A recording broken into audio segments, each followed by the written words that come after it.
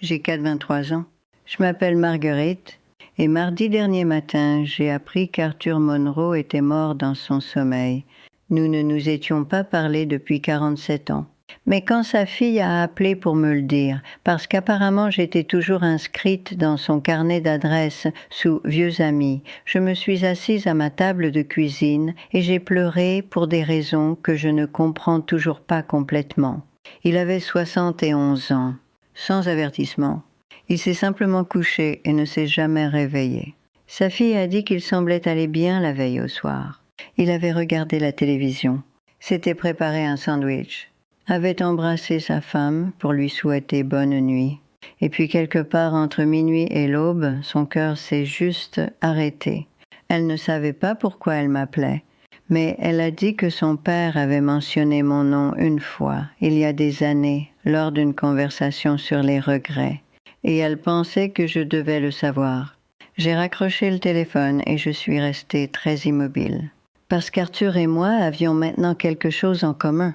Nous avions tous deux passé des décennies à faire de petites choses ordinaires que nous pensions inoffensives. Des choses que nous faisions chaque soir sans nous poser de questions. Des choses qui semblaient être de la routine, du réconfort, simplement la façon dont la vie était censée fonctionner. Mais certaines de ces choses, ces habitudes discrètes et banales, nous tuaient lentement. Et nous ne le savions pas. J'ai pensé à ça toute la semaine, aux nuits que je ne peux pas récupérer, aux routines que j'ai défendues parce que je ne savais pas mieux. À combien de personnes en ce moment, ce soir, font exactement les mêmes choses qui ont failli me détruire.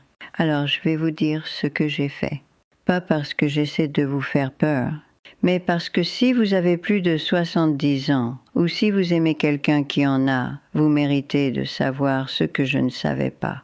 Il y a des choses que nous faisons au coucher, des choses simples et familières, qui augmentent le risque d'AVC, d'insuffisance cardiaque et de mort subite pendant le sommeil. La plupart semblent complètement normales. Certaines, votre propre médecin pourrait même ne pas les mentionner. Mais je les ai apprises à mes dépens et je vais vous en parler maintenant. La première chose que je dois vous dire, c'est passé un jeudi soir de mars, il y a 3 ans.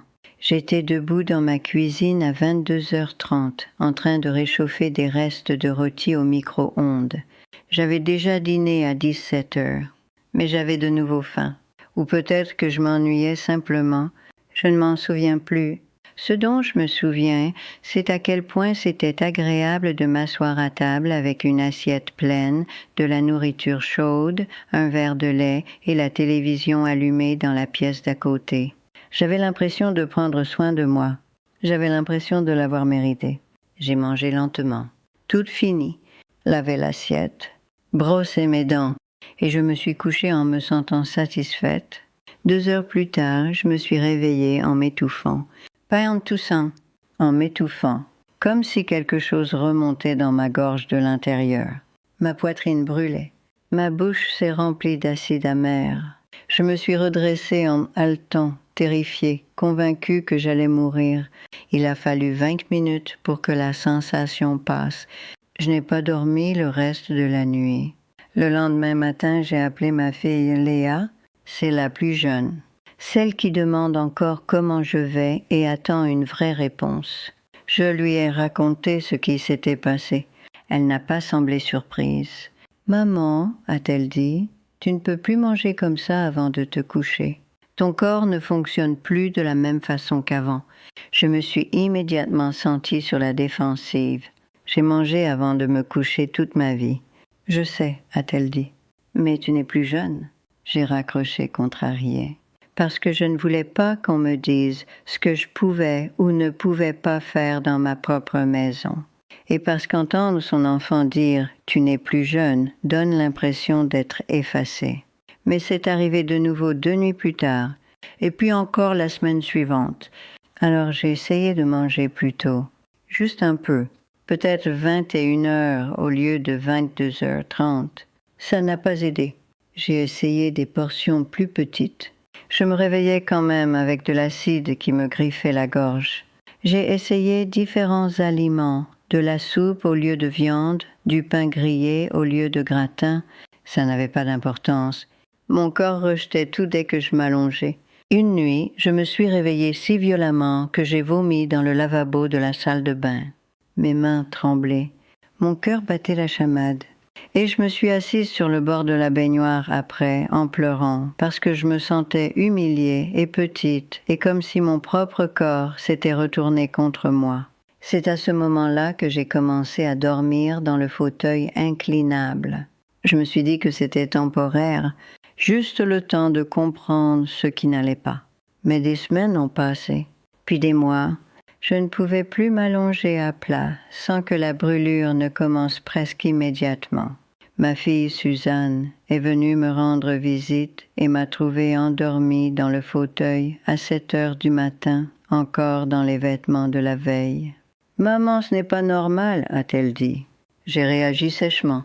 Je vais bien, mais je n'allais pas bien. J'étais épuisée. Je ne dormais plus profondément. Je somnolais juste par intermittence, me réveillant chaque fois que je changeais de position. Mon dos me faisait mal. Ma nuque était raide, et j'ai commencé à me sentir dans le brouillard pendant la journée, comme si je ne pouvais pas tout à fait penser clairement. Je suis finalement allée chez le médecin. Un jeune homme qui a regardé mon dossier et m'a demandé si j'avais des reflux acides. « Parfois », ai-je dit. Il a hoché la tête, a tapé quelque chose. Puis il m'a regardé et a dit « À quelle heure est votre dernier repas de la journée ?» J'ai hésité. « Vers 21 heures, peut-être 22 heures. » Il n'a pas levé les yeux. « C'est votre problème. » Je voulais argumenter. Expliquer que j'avais mangé tard toute ma vie et que ça n'avait jamais été un problème avant. Mais il a continué à parler. « Votre système digestif ralentit en vieillissant, a-t-il dit. Quand vous mangez juste avant de vous coucher, votre corps ne peut pas le traiter correctement. L'acide n'a nulle part où aller. Alors il remonte et avec le temps, cela augmente votre risque de pneumonie par aspiration, de lésions œsophagiennes et même de tension cardiaque pendant le sommeil. » Il a dit si désinvolte, comme si c'était évident, comme si j'aurais dû le savoir. « Vous faites aussi monter votre glycémie juste avant de vous allonger, » a-t-il continué. « Cela maintient votre rythme cardiaque élevé alors qu'il devrait ralentir. Cela perturbe votre cycle de sommeil. Et si vous avez des problèmes cardiaques sous-jacents, cela augmente considérablement votre risque d'incident cardiaque nocturne. » Je suis restée très immobile. Il a imprimé une feuille d'instruction et me l'a tendue. « Pas de nourriture après 18 heures, » a-t-il dit. « Si vous avez besoin d'une collation, gardez-la petite et légère. Des crackers, des fruits, rien de lourd. » J'ai pris le papier. Je ne l'ai pas regardé, parce que ce qu'il décrivait n'était pas juste un changement de régime. C'était la fin de quelque chose sur quoi je comptais pour me réconforter. La fin de m'asseoir à ma table de cuisine tard le soir avec une assiette chaude et le sentiment que j'étais encore autorisée à prendre soin de moi. Mais j'ai quand même essayé. La première semaine a été misérable. J'avais faim tous les soirs.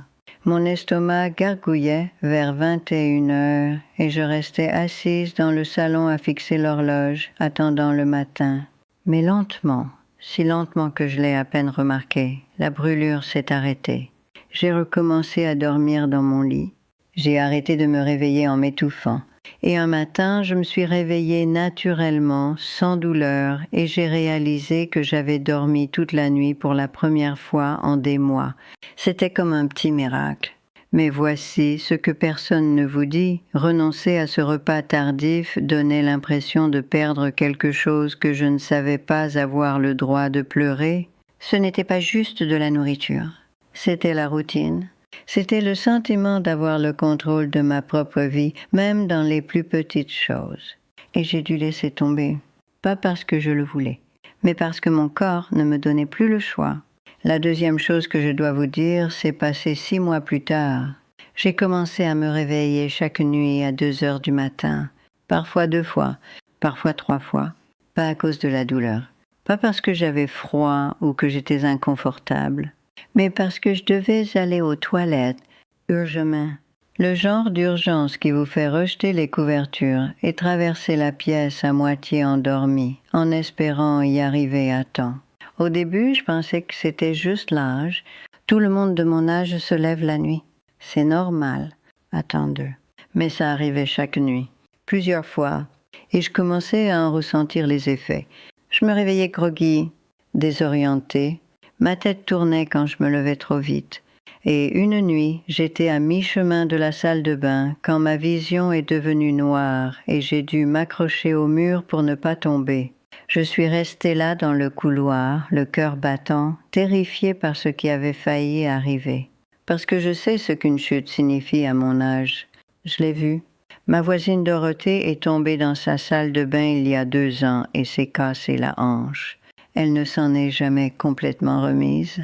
Elle a passé le reste de sa vie dans un fauteuil roulant, puis dans une maison de retraite, et puis elle était partie.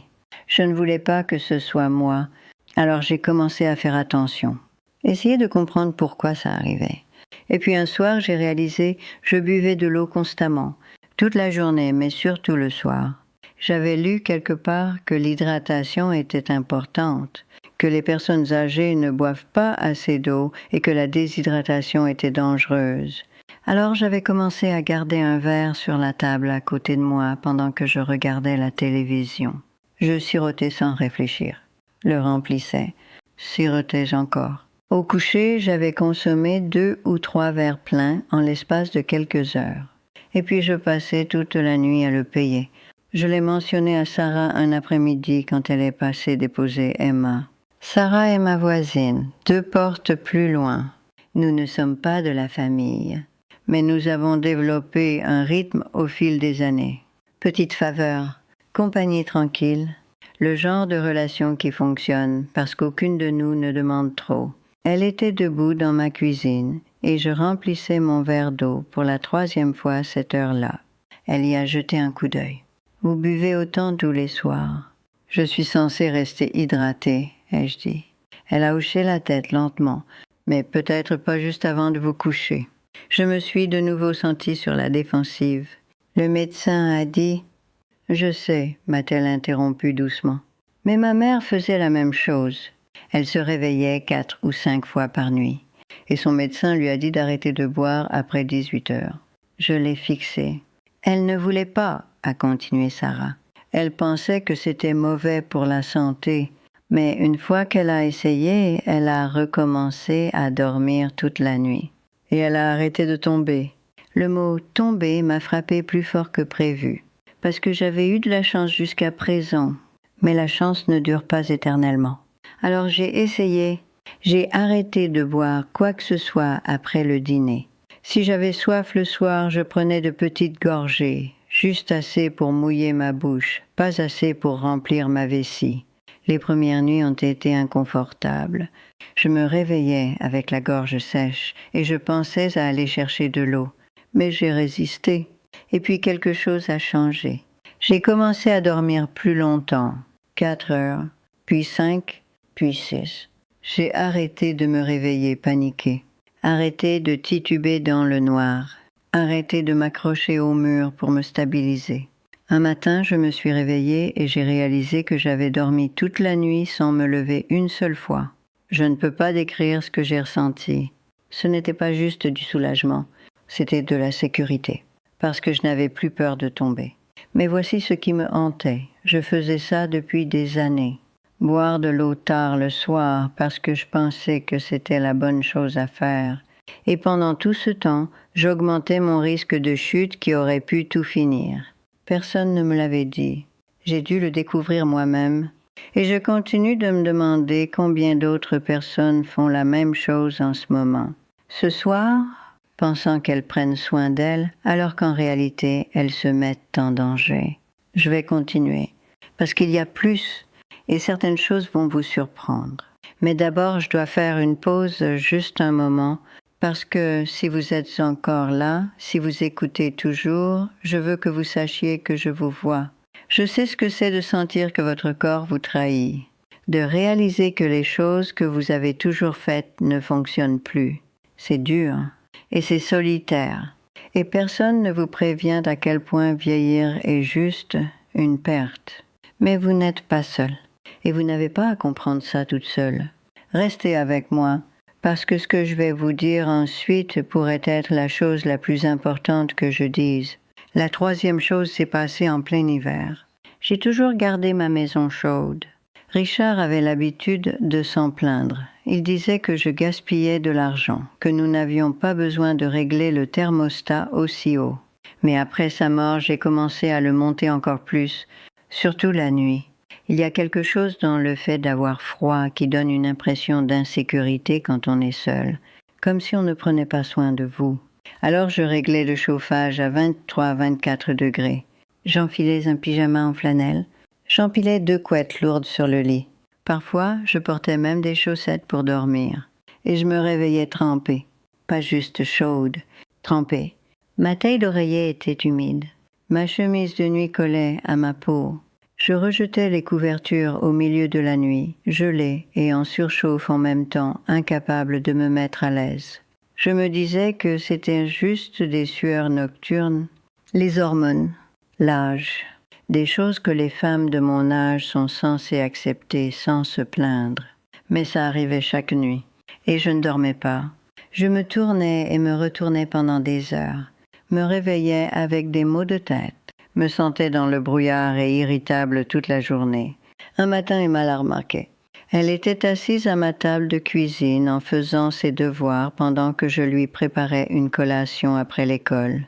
Elle a levé les yeux vers moi et a dit, très sérieusement, « Madame Marguerite, vous avez l'air fatiguée. » J'ai essayé de sourire. « Je vais bien, ma chérie. »« Vous dites toujours ça, » a-t-elle dit. Elle est retournée à sa feuille d'exercice, puis a ajouté doucement, « Ma maîtresse dit que si on est fatigué tout le temps, c'est qu'il y a quelque chose qui ne va pas. » De la bouche des enfants. Cette nuit-là, j'ai baissé le thermostat. Juste un peu. De 24 à 22 degrés, ça semblait mauvais. Comme si je négligeais ma personne. Comme si je choisissais l'inconfort alors que je n'y étais pas obligée. Mais j'ai mieux dormi. Pas parfaitement, mais mieux. Alors la nuit suivante, je l'ai baissé à 21 degrés, puis 19.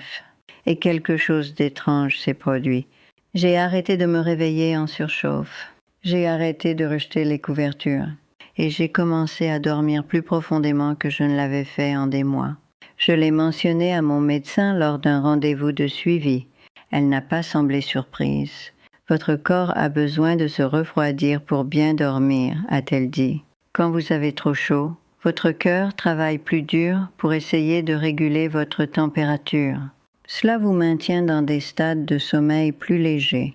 Et pour quelqu'un de votre âge, surtout avec des problèmes de circulation, dormir dans une pièce chaude peut augmenter le risque de déshydratation et de tension cardiovasculaire. » Je l'ai fixé. « Idéalement, » a-t-elle continué, « vous voulez que votre chambre soit entre 15 et 19 degrés. » J'ai presque ri. C'est glacial. Elle a haussé les épaules, superposées avec des couvertures respirantes. Coton, pas synthétique. Votre corps s'adaptera. Je ne la croyais pas. Mais j'ai quand même essayé. Et elle avait raison. J'ai commencé à dormir dans une pièce plus fraîche avec des couvertures plus légères. Et pour la première fois en années, je me suis réveillée en me sentant vraiment reposée. Pas juste éveillée, reposée. Mais voici ce qui me dérangeait. J'avais passé des années à me réchauffer parce que je pensais que c'était ça le confort. Je pensais prendre soin de moi. Et pendant tout ce temps, j'empirais les choses. Je dois vous dire quelque chose avant d'aller plus loin. Parce que tout ça, les repas tardifs, l'eau constante, la pièce chaude, ça commençait à sembler écrasant. Comme si toute ma vie était devenue une liste de choses que je faisais mal. Des choses que je devais corriger. Des choses que je devais gérer seule. Et j'étais fatiguée. Alors mon petit-fils est venu me rendre visite. Il s'appelle Benjamin. Il a 31 ans. Il travaille avec des ordinateurs d'une manière que je ne comprends pas complètement. Il regardait mes vidéos. Oui, je fais ces vidéos, essayant de parler aux femmes comme vous qui traversent peut-être les mêmes choses que moi. Et il a dit quelque chose que je n'oublierai jamais. « Grand-mère, a-t-il dit, tes conseils ne devraient pas rester juste dans des vidéos. Les femmes ont besoin de ça sur leur téléphone, d'une façon qu'elles peuvent utiliser tous les jours. Nous allons construire quelque chose ensemble. Je pensais qu'il était gentil, qu'il m'encourageait. Mais ce n'était pas le cas. Il a passé 2 semaines à coder. C'est comme ça qu'il appelait ça, coder, à construire ce qu'il a appelé l'application liberté. Il me posait des questions. Je lui disais ce que j'aurais aimé savoir, ce avec quoi je lutte encore, les choses qui aident vraiment, les rappels dont j'ai besoin, les vérifications qui m'empêchent de retomber dans les vieux schémas, et il a tout construit. Ce n'est pas sophistiqué. Ce n'est pas un truc d'entreprise fait par des gens qui ne comprennent pas ce que c'est que d'avoir notre âge. C'est personnel. C'est tout ce que je lui ai appris, tout ce que j'ai appris trop tard, mis dans un endroit où les femmes comme nous peuvent y accéder quand nous en avons besoin. Il y a des vérifications quotidiennes, des rappels de médicaments, des exercices cérébraux qui aident vraiment avec la mémoire. Des mouvements faciles qui ne prennent que quelques minutes mais font une vraie différence. Des guides pour prévenir les chutes, pour établir des limites avec la famille, pour bien dormir et bien manger, même quand votre corps vous combat. Il y a même un compagnon de discussion, moi essentiellement, disponible à tout moment où vous avez besoin de parler de quelque chose. C'est comme avoir une amie sage dans votre téléphone. Quelqu'un qui comprend. Et ça change des vies. Il y a une femme qui s'appelle Dorothée dans l'Ohio qui m'a dit qu'elle n'était pas tombée une seule fois depuis qu'elle a commencé à utiliser les routines de prévention des chutes.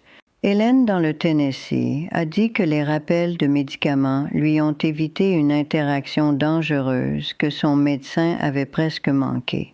Linda, pas ma fille, une autre Linda, a dit que les conseils de sommeil l'ont aidée à arrêter les somnifères qu'elle prenait depuis 15 ans. Ce sont de vraies femmes, de vraies vies qui changent. Mes enfants pensent que je suis ridicule. Une femme de 83 ans qui s'implique avec des applications, disent-ils. Commence à agir selon ton âge, maman. Ils veulent que je la retire. Ils sont gênés. Ils pensent que je me ridiculise. Mais tant qu'il y a une femme qui m'écrit pour me remercier, je n'arrêterai pas. Le lien est dans le commentaire épinglé.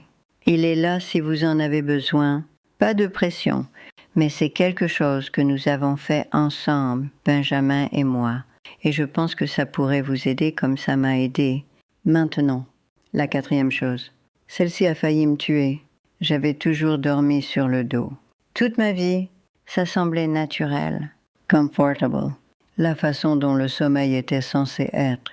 Mais il y a environ 1 an, j'ai commencé à me réveiller en haletant. Pas en m'étouffant comme avec le reflux acide. C'était différent. C'était mon corps qui se réveillait en sursaut dans la panique, comme si j'avais été en train de me noyer et que j'avais soudainement refait surface. Mon cœur battait la chamade. Ma poitrine était serrée. Et je restais là dans le noir, terrifiée, ne comprenant pas ce qui se passait. Ça a commencé à arriver 1 ou 2 fois par semaine, puis tous les 2 ou 3 soirs, puis presque chaque nuit. Je n'en ai parlé à personne au début, parce que qu'est-ce que j'étais censée dire? J'ai peur de m'endormir parce que je pourrais arrêter de respirer. Ça semblait dramatique, paranoïaque, comme quelque chose que quelqu'un dirait pour attirer l'attention. Mais ça continuait à arriver. Un matin, Sarah est passée chercher Emma et m'a trouvée assise à la table de la cuisine, encore en chemise de nuit à 9 heures du matin, à regarder dans le vide. Elle s'est assise en face de moi. Marguerite, qu'est-ce qui ne va pas? J'ai essayé de minimiser, mais elle n'a pas bougé. Elle a juste attendu. Alors je lui ai dit, elle a écouté tranquillement, puis elle a dit, mon père avait ça. Ça s'appelle l'apnée du sommeil. Les mots m'ont frappé comme de l'eau froide. Il arrêtait de respirer dans son sommeil, a-t-elle continué. Parfois pendant 10-15 secondes à la fois. Sa femme disait que c'était terrifiant à regarder. Il était complètement immobile et puis soudain il haletait et recommençait à respirer. Qu'est-ce qu'il a fait? Ai-je demandé. Elle a hésité. Il n'a rien fait. Il pensait que c'était normal, jusqu'à ce qu'il fasse un AVC. J'ai senti quelque chose de froid s'installer dans ma poitrine. Ils ont dit que l'apnée du sommeil avait exercé une pression sur son cœur pendant des années, a-t-elle dit doucement. Ils ne le savaient juste pas. J'ai pris rendez-vous avec mon médecin cet après-midi-là. Elle m'a posé des questions. À quelle fréquence ça arrivait? Est-ce que je ronflais? Est-ce que je me réveillais avec des maux de tête? Est-ce que j'étais épuisée pendant la journée même après une nuit complète de sommeil? Oui, oui, oui, oui. Elle m'a référé à un spécialiste du sommeil. Ils ont fait une étude. J'ai dû dormir dans une pièce étrange avec des fils attachés à ma tête pendant qu'ils me surveillaient toute la nuit. Les résultats sont revenus 3 jours plus tard. Apnée obstructive du sommeil sévère. J'arrêtais de respirer en moyenne 32 fois par heure. Chaque nuit, mes niveaux d'oxygène chutaient dangereusement bas. Mon cœur était forcé de travailler doublement pour compenser. Si vous ne traitez pas ça, a dit le médecin, vous êtes à un risque significativement accru d'AVC, d'insuffisance cardiaque et d'arrêt cardiaque soudain pendant le sommeil. Je suis restée très immobile. La bonne nouvelle, a-t-elle continué, c'est que nous pouvons le gérer. Ils m'ont donné des options. Une machine CPAP, un masque que je devrais porter chaque nuit qui forcerait de l'air dans mes poumons, une chirurgie pour retirer du tissu de ma gorge, ou des changements plus simples. Perdre du poids si j'étais en surpoids, éviter l'alcool avant le coucher et dormir sur le côté au lieu du dos. J'ai choisi l'option la plus simple d'abord. J'ai commencé à dormir sur mon côté gauche. C'était maladroit, pas naturel. Je me réveillais sur le dos et devais me forcer à me retourner à nouveau. Mais lentement, si lentement, les halètements ont cessé. J'ai commencé à dormir plus profondément, à me réveiller moins, à me sentir plus clair pendant la journée. Et un matin, j'ai réalisé que j'avais dormi toute une nuit sans me réveiller paniqué une seule fois. Le médecin l'a expliqué plus tard. Quand vous dormez sur le dos, la gravité tire votre langue et vos tissus mous vers l'arrière, bloquant partiellement vos voies respiratoires. Pour quelqu'un de mon âge, avec un tonus musculaire affaibli, c'est suffisant pour arrêter complètement de respirer. Mais dormir sur le côté gauche garde les voies respiratoires ouvertes. Ça améliore aussi la circulation. Ça enlève la pression du cœur. Ça réduit le risque d'accumulation de liquide dans les poumons. Elle a recommandé d'utiliser un oreiller de corps pour m'empêcher de rouler sur le dos pendant la nuit. Ça a aidé.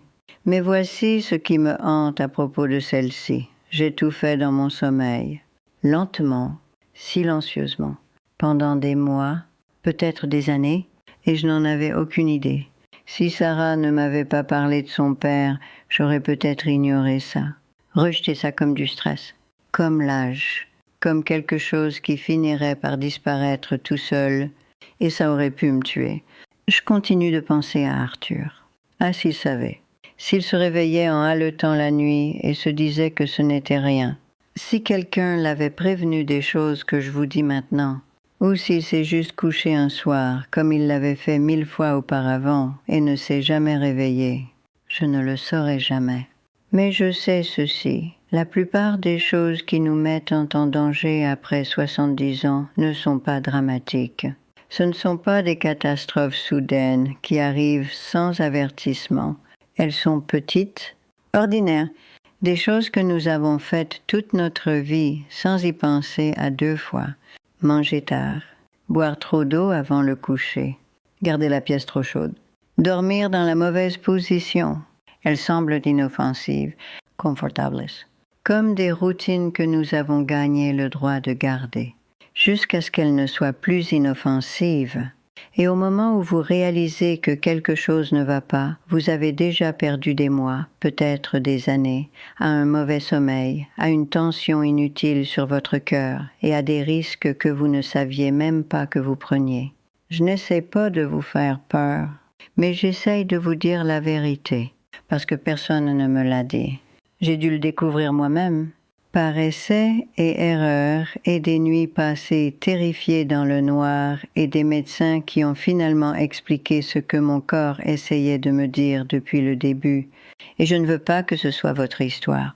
Il y a une dernière chose que je dois vous dire, et celle-ci pourrait être la plus difficile à entendre, mais restez avec moi. parce que c'est important. La 5e chose que je dois vous dire ne s'est pas passée la nuit. C'est arrivé à 3 heures de l'après-midi un mardi de novembre. J'étais debout dans ma salle de bain à regarder un pilulier que ma fille Suzanne m'avait acheté. Un de ces contenants en plastique avec des compartiments pour chaque jour de la semaine. Matin, après-midi, soir couché. Elle l'avait rempli pour moi la semaine précédente. S'était tenue dans ma cuisine à trier mes flacons de médicaments, sa bouche pressée en une fine ligne de concentration, s'assurant que tout était dans le bon compartiment. « Ça t'aidera à te souvenir, maman », avait-elle dit. Je l'avais remerciée, l'avais mis sur le comptoir de la salle de bain et puis l'avais promptement ignoré. Parce que je n'avais pas besoin d'aide pour me souvenir de mes médicaments. Je prenais les mêmes pilules depuis des années. Je savais ce que je faisais. Sauf que ce mardi après-midi, debout dans la salle de bain, j'ai réalisé que je ne pouvais pas me souvenir si j'avais pris mon médicament pour la tension ce matin-là. J'ai fixé les flacons alignés sur le comptoir, essayé de me visualiser en train de les ouvrir, d'avaler les pilules, mais le souvenir ne venait pas. Les avais-je prises? Ou avais-je juste pensé à les prendre? Je suis restée là pendant 5 bonnes minutes, essayant de me souvenir. Devenant de plus en plus anxieuse plus longtemps, je n'y arrivais pas. Si je ne les avais pas prises, ma tension pouvait monter en flèche, surtout la nuit, surtout pendant le sommeil quand mon corps travaillait déjà à tout réguler. Mais si je les avais prises et que je les prenais à nouveau, je ferais une surdose.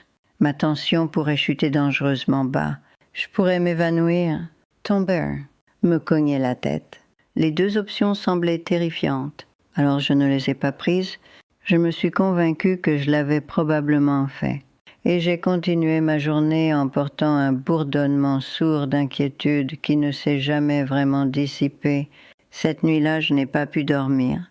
Pas à cause du reflux ou du besoin d'aller aux toilettes ou d'avoir trop chaud, mais parce que je continuais de penser à ces pilules, à comment j'étais si prudente avant, si organisée. Et maintenant, je ne pouvais même pas me souvenir de quelque chose que je faisais chaque matin. Vers minuit, je me suis levée et j'ai appelé ma sœur Jeanne. Elle a répondu à la 3e sonnerie, la voix épaisse de sommeil. « Marguerite, qu'est-ce qui ne va pas? » « Je ne peux pas me souvenir si j'ai pris mes médicaments ce matin, ai-je dit. Il y a eu une longue pause. Puis doucement, « As-tu vérifié le pilulier que Suzanne t'a donné? »« Je ne l'utilise pas, ai-je admis. » Une autre pause, plus longue cette fois. « Pourquoi pas ?» a-t-elle demandé. Et je n'avais pas de bonne réponse. Parce que la vérité était, l'utiliser donnait l'impression d'admettre quelque chose que je n'étais pas prête à admettre, que j'avais besoin d'aide, que je ne pouvais plus me débrouiller seule, que mon esprit n'était plus aussi vif qu'avant. « Commence à l'utiliser, » a dit Jeanne doucement. « S'il te plaît. Parce que si tu ne peux pas te souvenir de tes médicaments, qu'est-ce que tu oublies d'autre ?» Elle avait raison, et je détestais qu'elle ait raison, parce que ce n'était pas juste les médicaments. J'oubliais d'autres choses aussi. Si j'avais verrouillé la porte d'entrée, si j'avais éteint la cuisinière, si j'avais déjeuné, petites choses, des choses qui étaient automatiques avant, des choses auxquelles je n'avais jamais à penser parce que mon cerveau les gérait simplement. Mais il ne les gérait plus, et la nuit, allongée dans mon lit, ces choses oubliées tournaient dans mon esprit comme des vautours, créant de l'anxiété, me gardant éveillée, me faisant me lever pour vérifier la porte 3 fois, la cuisinière 2 fois, juste pour être sûre. Le lendemain matin, j'ai commencé à utiliser le pilulier. C'était humiliant au début, comme une preuve d'échec, mais ça fonctionnait. Je pouvais voir d'un coup d'œil si j'avais pris mes pilules du matin. Plus de devinettes, plus d'anxiété en spirale hors de contrôle à minuit. Et lentement, j'ai commencé à appliquer le même principe à d'autres choses. J'ai mis une liste de contrôle près de la porte d'entrée. Serrure, lumière, cuisinière. Des choses que je pouvais physiquement cocher avant d'aller me coucher pour que mon cerveau n'ait pas à les retenir toute la nuit.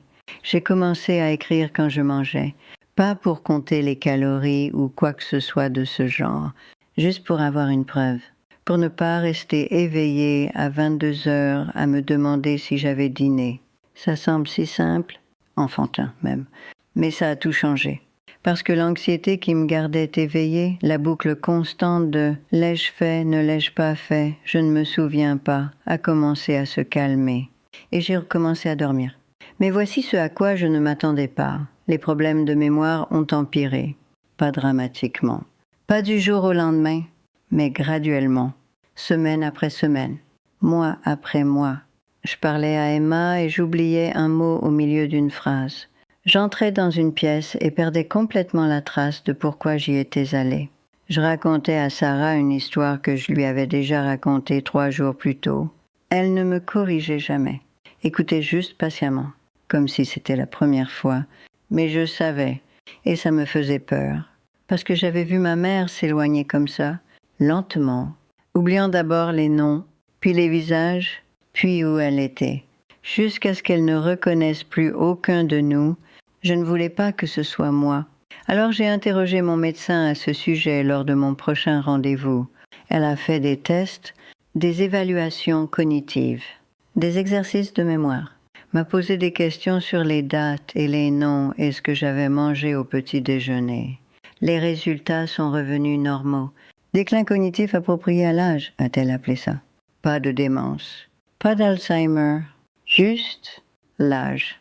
Mais ça peut être ralenti, a-t-elle dit. Exercices cérébraux, engagement social, activité physique, qualité du sommeil. Tout revenait toujours au sommeil, parce qu'apparemment, le sommeil profond, le genre que vous obtenez seulement quand vous ne vous réveillez pas constamment, pas en surchauffe, pas en train de vous étouffer avec de l'acide, pas en train de vous lever pour aller aux toilettes 3 fois. C'est quand votre cerveau évacue les déchets, traite les souvenirs, répare les dommages. Sans ça, votre déclin cognitif s'accélère. Vous avez besoin de 7 à 8 heures de sommeil ininterrompu, a-t-elle dit. Chaque nuit. Ce n'est pas optionnel. C'est essentiel. Je voulais rire, parce que je ne pouvais pas me souvenir de la dernière fois que j'avais dormi 7 heures d'affilée. Mais j'ai aussi réalisé tout ce que j'avais changé, les repas tardifs, la consommation d'eau, la température de la pièce, la position de sommeil, tout ça menait ici, à ça, à la possibilité de garder mon esprit. J'ai commencé à faire les exercices cérébraux qu'elle recommandait, des pesons, des jeux de mémoire, lire avant de me coucher au lieu de regarder la télévision, et j'ai commencé à être plus intentionnelle à propos du sommeil. Pas juste corriger les problèmes évidents, mais le protéger, le prioriser, aller me coucher à la même heure chaque nuit, garder la pièce sombre, silencieuse, fraîche, pas de distraction, pas d'écran, pas rester là à m'inquiéter si j'avais pensé à faire quelque chose, juste dormir. Et lentement, si lentement que je l'ai à peine remarqué, mon esprit a recommencé à sembler plus vif. Je pouvais mieux suivre les conversations. Me souvenir des noms, garder la trace du jour qu'on était sans vérifier constamment le calendrier. Emma l'a remarqué. Elle était assise à ma table de cuisine un après-midi, me racontant quelque chose qui s'était passé à l'école. Une longue histoire compliquée impliquant 3 amies différentes et un malentendu à la récréation. Et j'ai suivi le tout. Me suis souvenu de tous les noms, n'ai pas perdu le fil une seule fois. Quand elle a fini, elle m'a regardée et a souri. « Vous écoutez mieux maintenant, Madame Marguerite. »« C'est vrai, ai-je dit. Et j'ai ressenti quelque chose que je n'avais pas ressenti depuis longtemps, de l'espoir. Pas le genre d'espoir qui promet que tout ira bien, mais le genre plus petit, plus tranquille. Le genre qui dit peut-être que vous n'avez pas tout perdu encore. Peut-être qu'il y a encore du temps. Je pense beaucoup à Arthur ces jours-ci. Ah, s'il était fatigué à la fin, s'il restait éveillé la nuit à s'inquiéter de choses dont il ne pouvait pas tout à fait se souvenir, s'il savait que quelque chose n'allait pas mais ne savait pas comment le réparer, ou s'il l'a juste accepté, s'est dit que c'était normal, que c'est ce qui arrive quand on vieillit, parce que c'est ce qu'on nous apprend, n'est-ce pas, que le déclin est inévitable, qu'il n'y a rien que vous puissiez faire, que vous devriez juste être reconnaissant pour le temps qu'il vous reste et ne pas demander trop. Mais je ne crois plus ça. Je pense qu'il y a des choses que nous pouvons faire, petites choses, choses simples, pas pour arrêter le vieillissement, pas pour inverser le temps, mais pour vivre mieux dans le temps que nous avons, pour dormir toute la nuit sans peur, pour se réveiller l'esprit clair, pour se déplacer dans le monde sans s'inquiéter constamment de tomber ou d'oublier ou d'échouer, pour garder notre dignité, notre indépendance, nos esprits. C'est ce qui compte. Et c'est pourquoi Benjamin et moi avons construit l'application Liberté. Parce que je peux vous dire ces choses dans une vidéo. Je peux expliquer ce qui a fonctionné pour moi, ce que j'aurais aimé savoir plus tôt. Mais je ne peux pas être là chaque nuit quand vous êtes éveillé à minuit à vous demander si vous avez pris vos médicaments, ou quand vous êtes debout dans la salle de bain étourdi et effrayé de tomber, ou quand vous ne pouvez pas vous souvenir si vous avez dîné et que l'anxiété commence à tourner en spirale. L'application le peut. Elle est là, en attente, prête à vous aider à construire les routines qui fonctionnent vraiment, à vous rappeler les choses que votre mémoire pourrait perdre, à vous guider à travers les exercices qui gardent votre esprit vif et votre corps fort. C'est tout ce que j'aurais aimé que quelqu'un me donne il y a 10 ans, et les femmes l'utilisent déjà, vivant mieux grâce à elle. Il y a une femme qui s'appelle Patricia en Floride qui m'a dit que la liste de contrôle de la routine du coucher a complètement arrêté son anxiété nocturne. Barbara au Michigan a dit que les exercices de prévention des chutes lui ont donné la confiance de marcher jusqu'à la boîte aux lettres à nouveau sans peur. Jeannette a dit que le suivi des médicaments a détecté une interaction dangereuse que son pharmacien avait manquée. De vraies femmes, de vrais changements. Mes enfants veulent toujours que je la retire. Ils ont appelé à nouveau la semaine dernière. On dit que j'embarrassais la famille, que je devrais agir selon mon âge et arrêter de faire un spectacle de moi-même. Mais je ne le ferai pas. Pas tant que des femmes m'écrivent encore pour me remercier. Pas tant que ça aide encore. Le lien est dans le commentaire épinglé. Il est là si vous en avez besoin. Alors voici ce que je veux que vous sachiez. Si vous avez plus de 70 ans, si vous restez éveillé la nuit, si vous avez peur de tomber ou d'oublier ou de vous effacer, vous n'êtes pas seul et vous n'êtes pas impuissante. Il y a des choses que vous pouvez faire ce soir qui changeront comment vous dormez. Comment vous vous sentez? Comment vous vivez? Arrêtez de manger tard. Arrêtez de boire trop d'eau avant le coucher. Gardez votre pièce fraîche. Dormez sur votre côté gauche. Suivez vos médicaments pour ne pas avoir à porter cette inquiétude avec vous dans la nuit. Chose simple, mais elle compte. Elle pourrait même sauver votre vie. Je continue de penser à l'été 1974. Arthur et moi étions jeunes alors. Il avait un rire qui pouvait remplir toute une pièce. Et nous avons passé un après-midi assis au bord d'un lac, parlant de l'avenir comme si nous avions tout le temps du monde.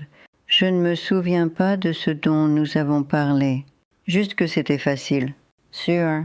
Comme si tout était possible. Et puis la vie est arrivée. Et nous sommes partis dans des directions différentes. Et 47 ans sont passés sans un seul mot entre nous, jusqu'à ce que sa fille appelle pour me dire qu'il était parti. Et je me suis assise à ma table de cuisine et j'ai pleuré pour un homme à qui je n'avais pas parlé depuis la moitié d'une vie. Pleuré pour toutes les années que nous n'avons pas eues, pour toutes les conversations que nous n'avons jamais finies, pour la version de moi-même qui était assise au bord de ce lac et croyait que l'avenir était grand ouvert. Je ne peux pas récupérer ces années, mais je peux protéger celles qu'il me reste, et vous aussi. Merci d'être resté avec moi aujourd'hui, d'avoir écouté une vieille femme parler de sommeil et de pilules et de toutes les petites façons dont nous nous faisons du mal sans le vouloir. Je sais que ce n'est pas facile à entendre. Je sais qu'il est plus facile de prétendre que tout va bien, mais vous méritez mieux que bien.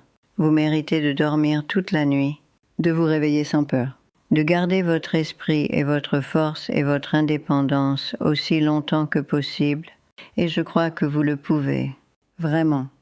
Une dernière chose avant de partir. J'ai écrit un livre, sur tout ça et plus encore, sur les choses que j'ai apprises trop tard et les choses que j'apprends encore, sur comment bien vivre même quand votre corps ne coopère pas et que le monde vous traite comme si vous étiez invisible. Il a déjà aidé des milliers de femmes.